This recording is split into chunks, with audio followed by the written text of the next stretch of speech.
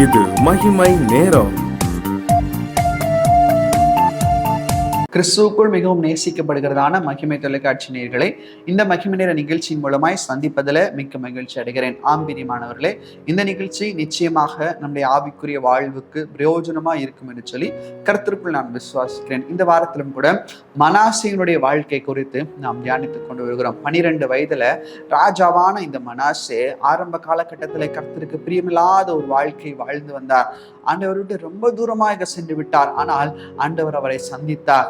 ஆண்டவர் அவரோடு கூட பேசினார். தன்னுடைய வாழ்க்கையை உணர்ந்ததான இந்த மனாசே அதற்கு பிற்பாடு கர்த்தருக்கு என்று சொல்லி தன்னுடைய வாழ்க்கையை அர்ப்பணித்தார். தன்னுடைய வாழ்க்கையில ஒரு சில திருத்தங்களை அவர் செய்தார். தன்னுடைய தவறுகள் எல்லாவற்றையும் மாற்றிக்கொண்டார். இன்னைக்கு அதை தான் நாம் தியானித்துக் கொண்டு இருக்கிறோம். அவர் என்னென்ன காரியங்களை செய்தார் என்று சொல்லி பார்த்தார். இன்னைக்கும் கூட 2 நாளாகமம் 33வது அதிகாரம் 16வது வசனம் இப்படியாக சொல்லுகிறது: கர்த்தருடைய பலிபீடத்தை செப்பனிட்டு அதன் மேல் சமாதான பலிகளையும் ஸ்தோத்திர பலிகளையும் செலுத்தினார்.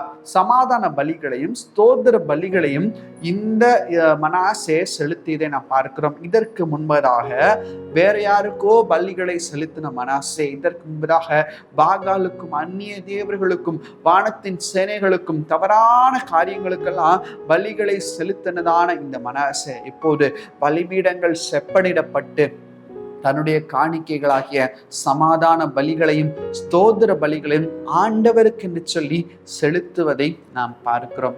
பிரியமானவர்களே, இன்னைக்கு நம்முடைய வாழ்க்கையிலும் கூட இதே போலதான ஒரு அர்ப்பணிப்பு இருக்கிறதா? ஆண்டவருடைய பலிபீடங்கள் நம்மிடத்துல செப்பனிடப்பட்டு காணப்பட வேண்டும். நம்மை முதலாக அந்த ஜீவ பலியாக நாம் ஒப்பு கொடுக்க வேண்டும் என்று சொல்லி நாம் நேற்று தினத்துல தியானித்தோம். அதே போல இன்னைக்கு நம்முடைய வாழ்க்கையிலும் கூட கர்த்தருக்குரியவைகளை நாம் கர்த்தருக்கு என்று சொல்லி நேர்த்தியும் கிரமமுமாக செய்து கொண்டு வருகிறோமா? யோசித்து பார்க்க. இந்த உலகத்துல கர்த்தர் அநேக ஆசீர்வாதங்களை நமக்கு தந்து கொண்டிருப்பார். அநேக காரியங்களை நமக்கு ஆண்டவர் நம்முடைய ஜெபத்தின் மூலமாய் நாம் பெற்றுக் கொண்டிருப்போம். ஆனால் அவை எல்லாவற்றிலும் ஆண்டவருக்கு என்று சொல்லி நாம் காணிக்கைகளை செலுத்துகிறவராய் இருக்கிறோமா? யோசித்து பார்க்க வேண்டும். உபாகமம் 12வது அதிகாரம் 11வது வசனம் சொல்லுகிறது: உங்கள் தேவனாகிய கர்த்தர் தமது நாமம் விளங்கும்படி தெரிந்து கொள்ளும் ஒரு இடம் உண்டாயிருக்கும். அங்கே நீங்கள் உங்களுக்கு கட்டளையிட்ட யாவையும், உங்கள் சர்வாங்க தகன பலிகளையும், உங்கள் பலிகளையும், உங்கள் தசம பாகங்களையும், உங்கள் கை ஏறெடுத்து படைக்கும் படைப்புகளையும், நீங்கள் கர்த்தருக்கு நேர்ந்து கொள்ளும் விசேஷித்த எல்லா பொருத்தனைகளையும் கொண்டு வாருங்கள் என்று சொல்லி வேதத்துல நாம் வாசிக்கிறோம். இன்னைக்கு நம்முடைய வாழ்க்கையில அநேக நன்மைகளை நாம் பெற்றிருப்போம் ஆண்டவரிடத்துல. அந்த நன்மைகளையும் பெற்றது நிமித்தமாக ஆண்டவரிடத்துல அநேக பொருத்தனைகளை செய்திருப்போம். இன்னைக்கு இந்த பொருத்தனைகள் எல்லாவற்றையும் நிறைவேற்றுகிறவர்களா இருக்கிறோமா? பலிபீடத்தை செப்பனிடுவதோடு மனாசேயினுடைய வேலை நிறைவேறவில்லை. அதற்கென்று சொல்லி சரியாக செய்கிறார். செப்பனிட்டு அதுல பலியிடுவதற்கேற்ற பொருட்களையும் அவர் கொண்டு வந்து அதை செலுத்துவதை நாம் பார்க்கிறோம். பிரியமானவர்களே, இன்னைக்கு நம்முடைய வாழ்க்கையில நாம் இதை செய்கிறோமா? நம்முடைய பொருத்தனைகளை ஆண்டவருக்கு என்று சொல்லி நாம் ஒப்பு கொடுக்கிறோமா?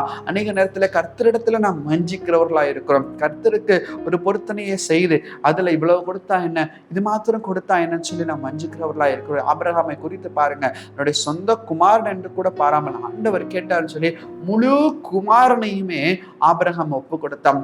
அன்னாளை குறித்து நமக்கு தெரியும். அன்னாள் தன்னுடைய பொருத்தனையின்படியாக தன்னுடைய பிள்ளை பால் மறந்த உடனே பிள்ளையை கொண்டு ஆலயத்தில் விடுகிறார். அவர் நினைத்திருந்த ஒருவேளை இன்னும் கொஞ்ச நாள் நான் வளர்த்துட்டு நானே ஆண்டவருக்குள்ளாக வளர்த்திருப்பேனே என்று சொல்லி அன்னால் நினைத்திருக்கலாம். ஆனால் தன்னுடைய நினைவுகளின்படி, தன்னுடைய பொருத்தனைகளின்படி அன்னால் தவறாமல் சாமுவேலை கொண்டு ஆலயத்தில் விடுவதை நாம் பார்க்கிறோம். நம்முடைய வாழ்க்கையில ஏதாகிலும் பொருத்தனைகளை நாம் செய்ய தவறி இருக்கிறோமா? யோசித்து பார்க்கணும்.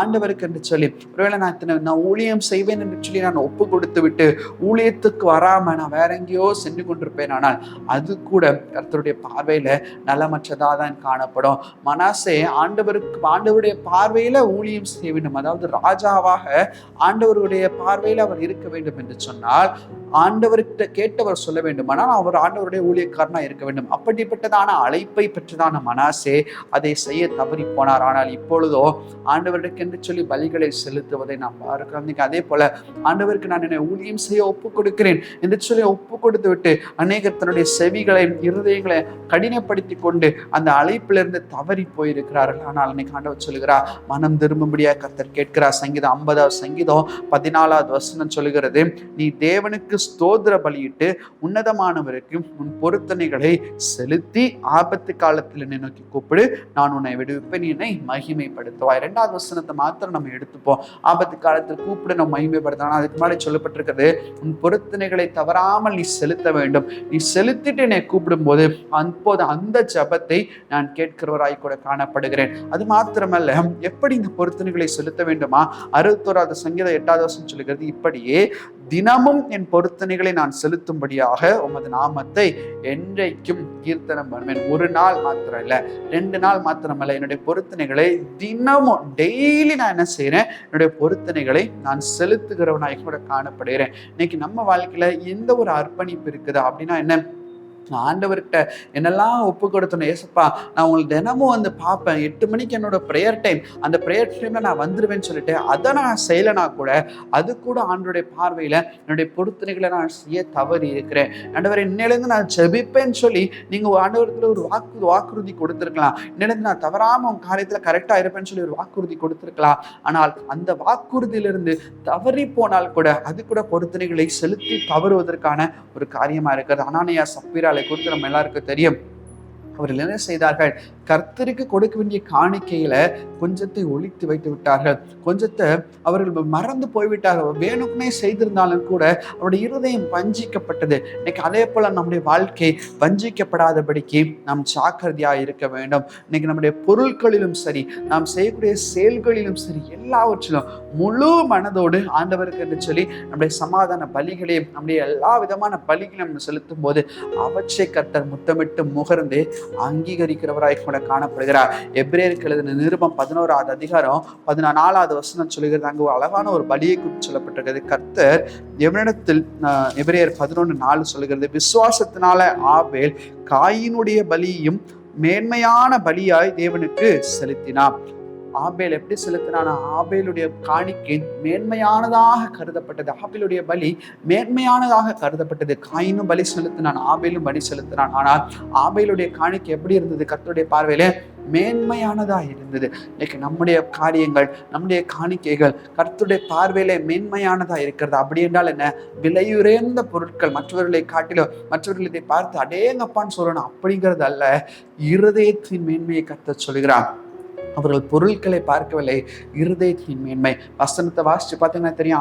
ஆதியாகமத்துல காயினையும் அவன் ஆபேலையும் அவன் காணிக்கையும் கர்த்தர் அங்கீகரித்தார் சொல்லப்பட்டிருக்கிறது. ஆபேலை கர்த்தர் அங்கீகரித்தார், எனவே ஆபேலுடைய காணிக்கையும் கர்த்தர் அங்கீகரித்தார். இன்னைக்கு கர்த்தருடைய சமாதான பலிகளையும் ஆண்டவரத்துல ஸ்தோத்திர பலிகளையும் செலுத்த வேண்டிய நாமும் அங்கீகரிக்கப்பட வேண்டும், நம்முடைய பலிகளும் அங்கீகரிக்கப்பட வேண்டும். அப்படின்னா முதலாவது நாம் அங்கீகரிக்கப்பட்டால் மாத்திரமே நம்முடைய பலிகள் அங்கீகரிக்கப்பட வேண்டும். அதுதான் கர்த்தருடைய பார்வையில மேன்மையான உகந்த காணிக்கை. நம்ம எல்லாருக்கும் தெரிந்தான ஒரு ஓமை உண்டு.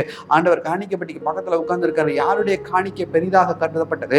தண்டத்திலே போட்டதான அந்த ஏழை விதவையினுடைய காணிக்கை அது பெரிதாக கருதப்பட்டது. இன்னைக்கு நம்முடைய வாழ்க்கையில இப்படிப்பட்டதான ஒரு அர்ப்பணிப்பு மிக்கதான பொருத்தனைகளை செலுத்துகிறதான வாழ்க்கை வாழும்படியாய் ஆண்டவர் நம்மை அழைக்கிற. ஒரு நிமிடம் யோசித்து பார்ப்போம். ஏதாவது செய்ய தவறி இருந்தோம், ஆண்டவரே என்னை மன்னித்துக்கோங்க, உம்மிடத்துல நான் இதை செய்யும்படியா ஒப்பு கொடுத்த நான் செய்யல, இன்றைக்கு நான் அதை செய்யறேன்னு சொல்லி ஆண்டவரத்துல கேளுங்க. அதற்கேற்ற கிருபைகளை கர்த்தர் நமக்கு தருவாராக. கண்களை மூடி நாம் செவிப்போம். எங்களை நேசிக்கிறதான நல்ல பிதாவே, இந்த நாள்ல நீர் எங்களோடு கூட பேசின கிருபைகளுக்காக உமக்கு நன்றியப்பா. எங்கள் பொருத்தனைகளையும் எங்கள் காணிக்கைகளும் உடைய சமூகத்துல நாங்கள் செலுத்த தவறி இருப்போமானால் எங்கள் இருதயம் ஆண்டவரே அப்பா உமக்கு பிரியமான காணிக்கைகளை செலுத்துவதற்கு தடையாய் காணப்படுமானால், மேன்மையான காணிக்கைகளை செலுத்துவதற்கு தடையாய் காணப்படுமானால் எல்லாவற்றையும் கர்த்தர் நீர் மாற்றி போடும்படியாய் கூட ஜெபிக்கிறோம் அப்பா.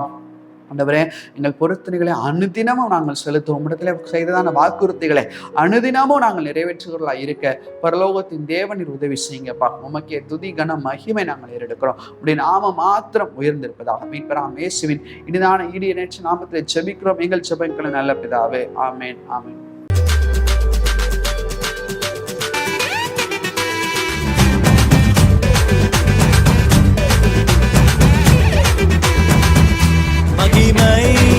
மகிமை